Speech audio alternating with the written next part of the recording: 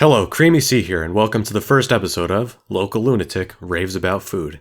Deviled eggs. Where did they get their name? Damned if I know, they're delicious. They should be called heavenly eggs. There is, however, one ingredient that is truly devilish that comes packed into certain specimens of deviled eggs. In order to tell you what this ingredient is, I must first take you back to the year 2012, back when we thought the world was gonna end. Turned out it was 2020, but that's beside the point. Back then I lived in Maryland in a town called Havre de Grace. It's a French name, so the real pronunciation is probably like Ouvre de Gras or something. Anyway, down the street was this local supermarket called Weiss, which was German for white, and I'm sure you can see the pattern here. Anyway, they sold me the pack of deviled eggs, and they would have been delicious had I not bitten into a block of what can only be described as something with a piss-poor naming convention. Relish. I certainly don't relish that cancer in a bottle, as it ruined the entire flavor of the deviled egg, and shivered my timbers something fierce. The moral of the story is, next time you grab that bottle of relish, just ask yourself this: what would Creamy think of me defiling those sacred eggs with this foul condiment? If you don't know the answer to that question, you're part of the problem, buckaroo. I'm glad I could raise social awareness on this issue. Creamy out.